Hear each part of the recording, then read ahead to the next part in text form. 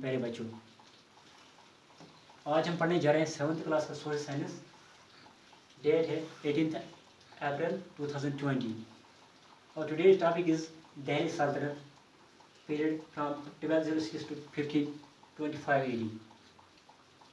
तो इससे पहले कि हम दिल्ली सल्तनत पे आए, जैसे कि हमने पिछले चैप्टर में पढ़ा, इंडिया वाज अंडर राजपूत्स, यानी हिंदुस्तान पे राजपूत्स की हुकूमत थी। तो क्या हुआ, अचानक Mohammad Ghori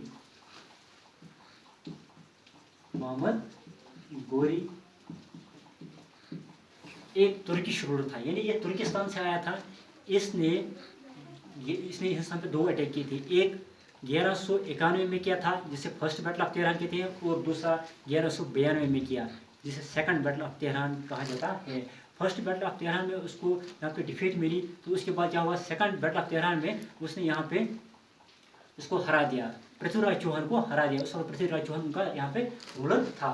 second battle of Tehran देखिए 1192, सेकंड बैटल ऑफ तेहरान कहा जाता है। तो अब जब इसने 1192 में सेकंड बैटल ऑफ तेहरान में पृथ्वीराज चौहान को यहाँ पे हरा दिया, तो यहाँ पे अब गोरी ने यहाँ पे अपना रूल एस्टेब्लिश किया। तो जब गोरी ने यहाँ पे अपना रूल एस्टेब्लिश किया, इसने अपने एक स्लेव को, जिसका नाम था कुतुबुद्दीन ऐबक, उसको यहाँ का गवर्नर अपॉइंट किया।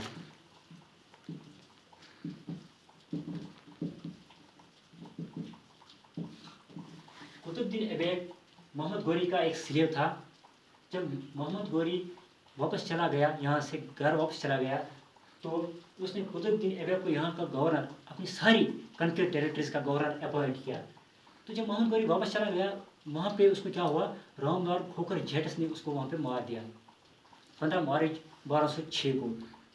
उसने उससे मोहम्मद गोरी से बैटल ऑफ तेहरान का बदला ले लिया। तो ऑब्वियसली जब मोहम्मद गोरी की डेथ वहाँ पे हो गई, तो कुतुबुद्दीन ऐबक हिंदुस्तान का इंडिपेंडेंट रूलर बन गया। ये जब हिंदुस्तान का इंडिपेंडेंट रूलर बन गया, तो यहाँ पे दिल्ली सल्तनत का आगाज होता है। जो मैंने पहले आपको कहा कि ये एक स्लेव था मोहम्मद गोरी का। तो इस पीरियड के दौरान, ये 1206 से 1525 तक, Delhi was ruled by 5 dynasties. Delhi was ruled by 5 dynasties. Let us see. First dynasty was slave dynasty.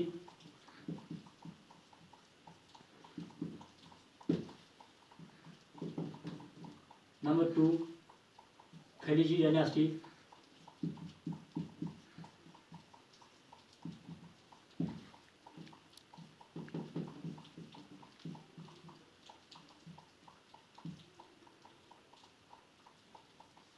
Tagalog dynasty. Number 4, Said dynasty.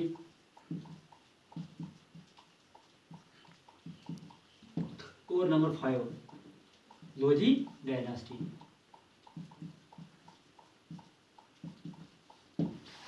पांच डायनास्टीज हैं। तो पहले है स्लेव डायनास्टी।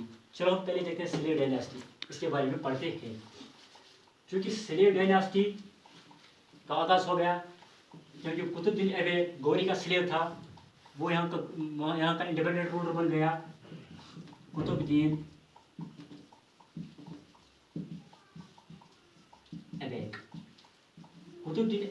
ऐबक ने 1206 से 1210 तक रूल किया।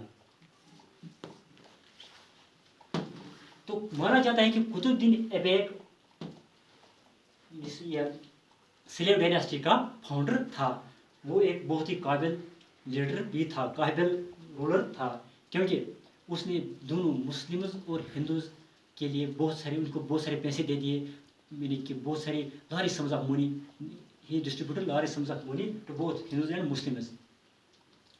तो क्या हुआ, यानी कि इसने पैसे दे दिए दोनों को, मुस्लिम्स और हिंदूज को। तो इसकी वजह से इसको एक टाइटल मिला, लख बख्श का टाइटल मिला।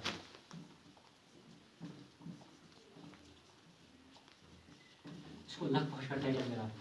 اس کو فاؤنڈر آف سلیو ڈائناسٹی کہا جاتا ہے. یہ یاد رکھنا, قطب الدین ایبک کو فاؤنڈر آف سلیو ڈائناسٹی کہا جاتا ہے.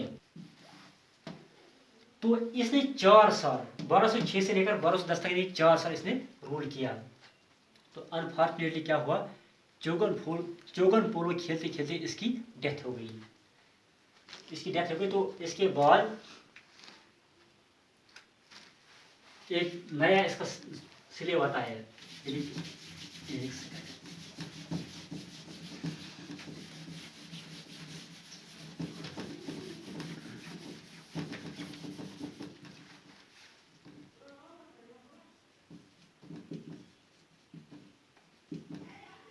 التتمش 1211 سے لے کر 1236 تک اس نے رول کیا. یعنی قطب الدین ایبک کا سلیب, قطب الدین ایبک کی ڈیتھ ہو گئی تو اس کا سلیب تھرون پہ آ گیا جس کا نام تھا التتمش. یعنی 1211 سے لے کر 1236 تک. یہ قطب الدین ایبک التتمش قطب الدین ایبک کا سلیب تھا اور سن ان لا بھی تھا. قطب الدین ایبک کا سن ان لا. جو یہ التتمش تھا یہ ایک بہت ہی پاورفل رولر تھا, کیونکہ اس نے آدھی پہلے ایک نیا قانون انٹروڈیوس کیا, ترکانی چہرگانی.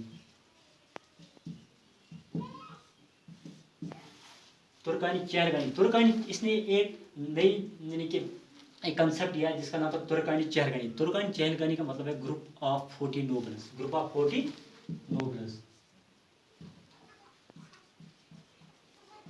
Group of 40 nobles. تو یہ جو گروپ تھا یہ اس التتمش کو حکومت چلانے میں مدد کرتے تھے اور بہت سارے کام کرتے تھے. التتمش نے بھی ان کو بہت سارے پاورز دے دیے تھے. تو التتمش نے بہت سارے پرابلمز فیس کیے. اپنی دور حکومت میں اس نے بہت سارے پرابلمز فیس کیے, جیسے منگول انویژن, منگول کا تھریٹ تھا وہاں سے. تو چنگیز خان نے 1221 میں اس پہ حملہ کیا لیکن التتمش نے اس کو بھی ہرا دیا. تو اپنی قابلیت کی وجہ سے, بہادری کی وجہ سے بغداد کے ایک خلیفہ نے اس سے ایک ٹائٹل دے دیا, خلیفہ بغداد.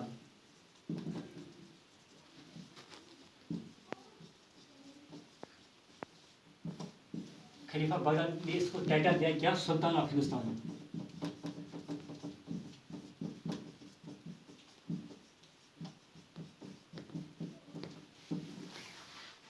سلطان آف ہندوستان کا ٹائٹل ملا کیونکہ یہ بہت ہی بڑا قابل رولر تھا. جو یہ التتمش تھا اس کو real founder of Muslim rule in India کہا جاتا ہے. Real founder of Muslim rule in India. کیوں؟ کیونکہ اسی نے پہلی بار لاہور سے اس کو یعنی سلطنت کو شفٹ کیا دہلی. پہلی بار اس نے شفٹ کیا, کیونکہ اس سے پہلے تو اس کا سینٹر لاہور میں ہوا کرتا تھا. جب اس نے شفٹ کیا تو اس کو real founder of Muslim rule in India کہا جاتا ہے. اس نے اپنی بیٹی یعنی کہ تیسرا رولر رضیہ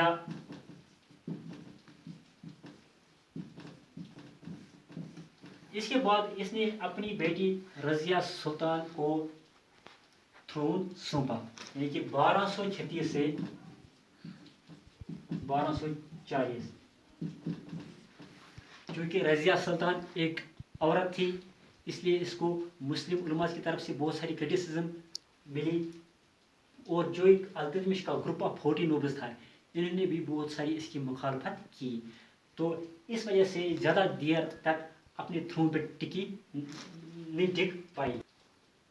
تو کیا ہوا اس کے بعد جو گروپ آف 40 نوبلز تھا انہوں نے اس کو یہاں تھرون سے ہٹا دیا اور نصیر الدین محمد ایک دوسرا سلیب تھا.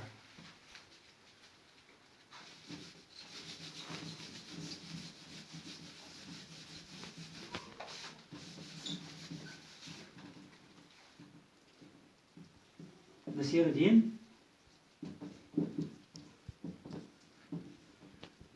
محمد 1200 1240 سے لے کر 1266 تک اس نے رول کیا. چونکہ نصیر الدین رضیہ سلطان کے بعد آیا نصیر الدین محمد, یہ التتمش کا چھوٹا بیٹا تھا. But he was only a puppet in the hands of nobles, کیونکہ وہ ایک کے اشارے پہ کام کر رہا تھا, وہ کچھ بھی نہیں کر پاتا تھا, خود اتنا قابل لیڈر نہیں تھا. اس لیے اس کو بعد میں تھون سے ہٹا دیا گیا اور ایک پاورفل بادشاہ تھون پہ آیا جس کا نام ہے بلبن, غیاث الدین بلبن.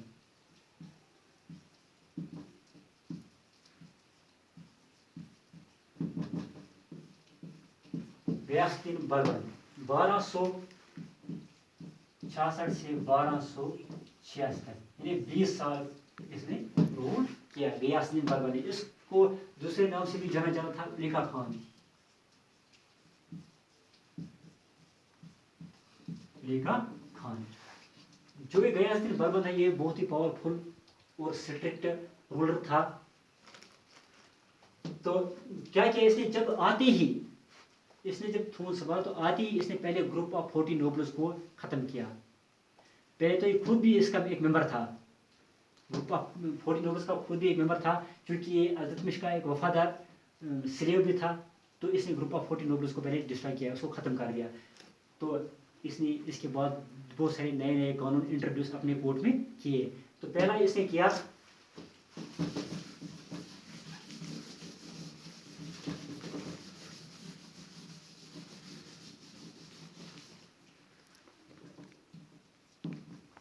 سجدہ اینڈ پائباس. سجدہ اینڈ پائباس. سجدہ مینز ٹو بو, جھکنا.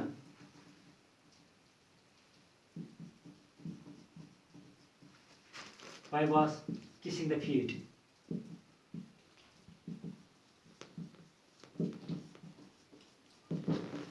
سجدہ مینز ٹو بو, جھکنا. پائباس مینز kissing the feet, یعنی کسی کے پیر چومنا. تو یہ انٹروڈیوس کیا تھا بلبن نے اپنے کورٹ میں, لیکن جو بھی کوئی اس کے کورٹ میں آتا تھا تو پہلے اس سے بلبن کو سجدہ کرنا تھا, اس کے پیروں کو چومنا تھا. یہ ایک پالیسی تھی. اس کے بعد ایک بہت بڑی پالیسی اس نے اپنے کورٹ میں انٹروڈیوس کی, policy of blood and iron. Policy of blood and iron, یہ جو پالیسی تھی ایک خطرناک پالیسی اس نے انٹروڈیوس کی تھی, تاکہ اپنے جو اینیمیز تھے ان کو سپریس کرنے کے لیے, ان کو کرش کرنے کے لیے.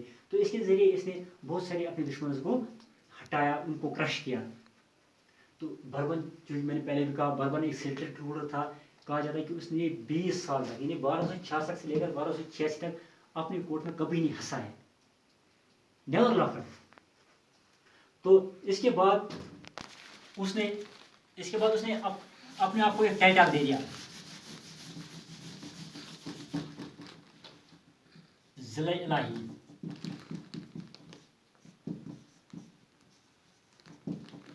ضلع الہی کا مطلب ہوتا ہے شیڈو آف گاڈ.